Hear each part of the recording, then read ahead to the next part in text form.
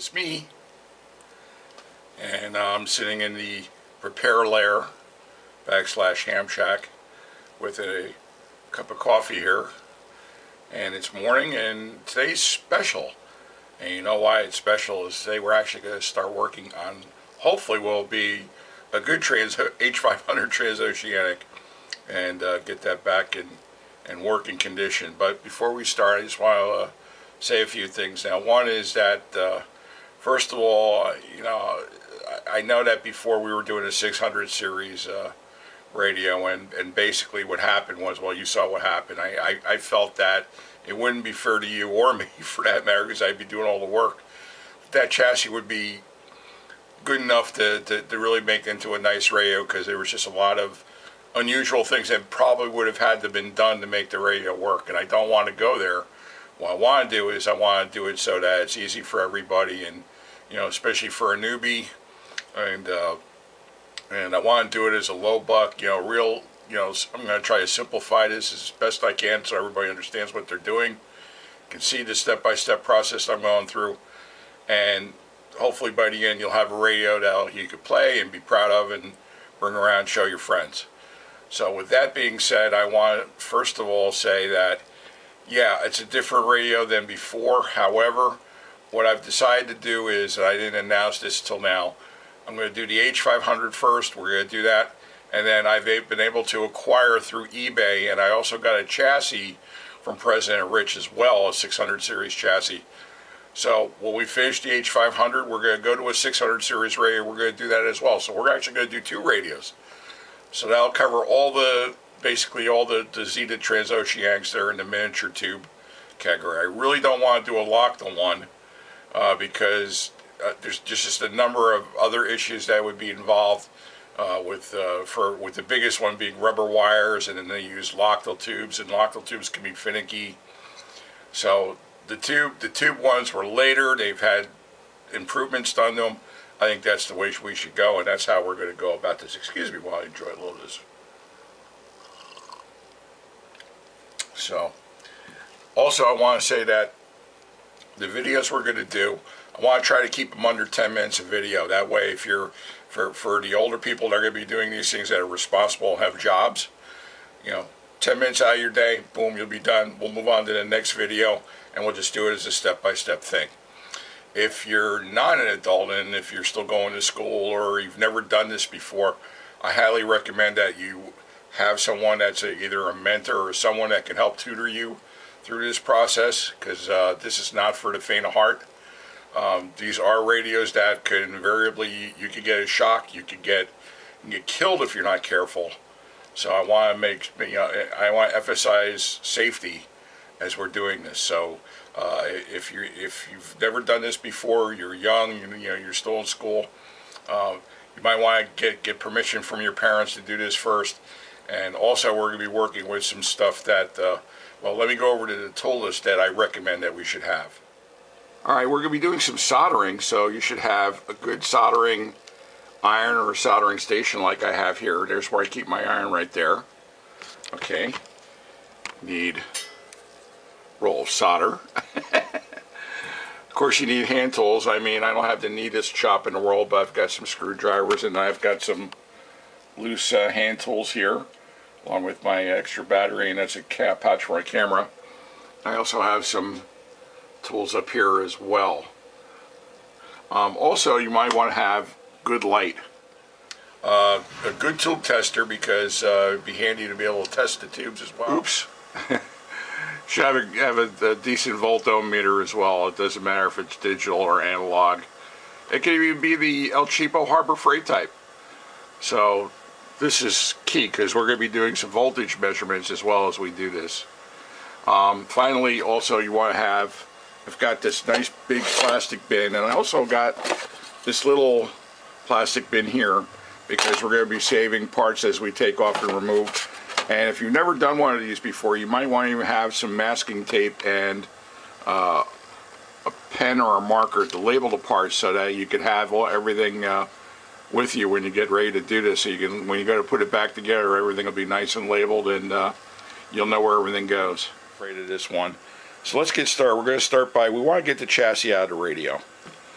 So I guess what we could do is we could take this guy out the front, and what I'm gonna do is I'm gonna take these two knobs off and just pull out like so. There's the knob right there.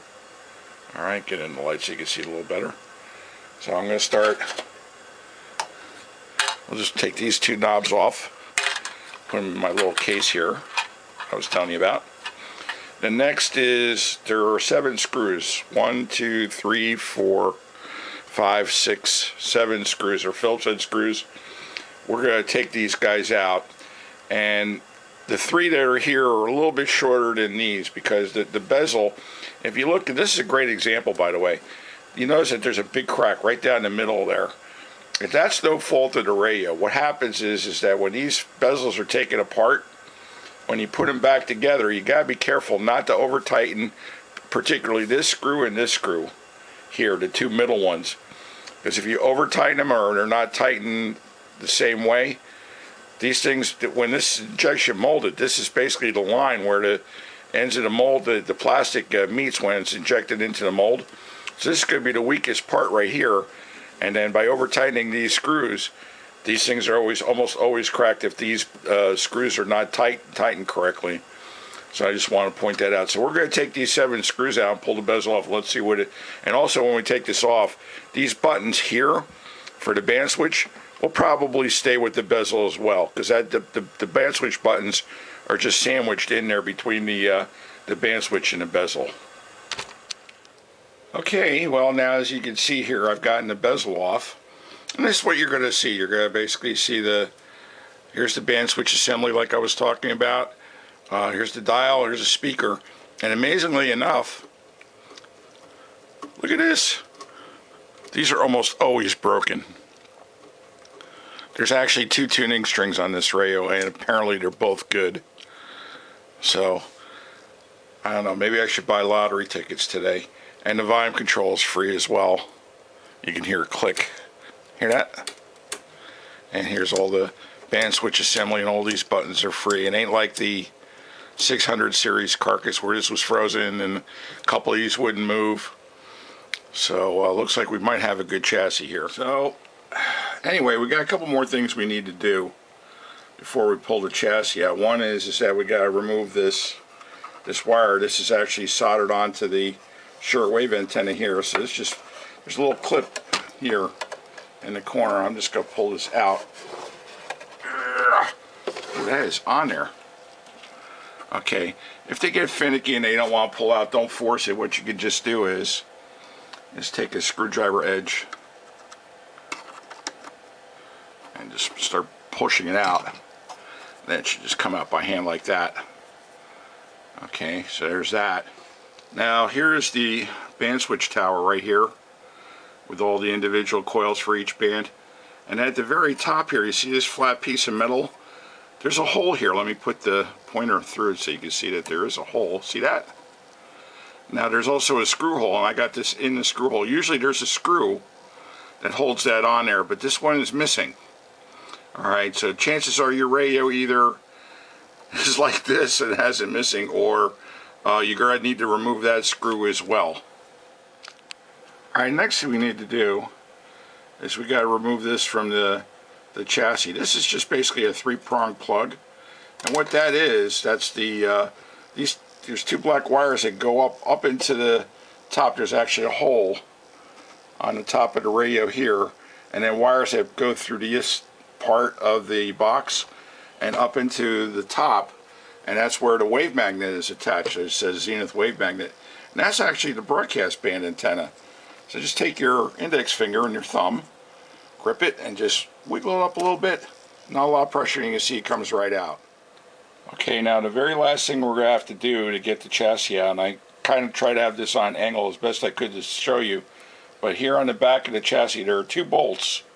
They're attaching the chassis to the box. And there's a bolt under here, right about where I got my pointer here. So there's a bolt here on this corner, and then you go deep in the back of the other corner, and right about, maybe it's about a inch and a half away from the edge to the back, or toward the front of the radio, there's also a bolt there. And those two are going to have to come out. They're either a small bolt or a screw. Okay, now that that's been done, we should be able to grab the, I'm just going to grab it by the tuning shaft. Get my other hand on the volume shaft. And here it comes. Whoop. Ta-da! And there it is. The chassis has been removed from the cabin. Let me see if I can get another light in here. Whoop. And there it is.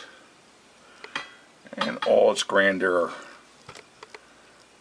So, alrighty. So, anyway, next step will be actually doing some repairs to the chassis. So stay tuned for part 2, and take care. Bye!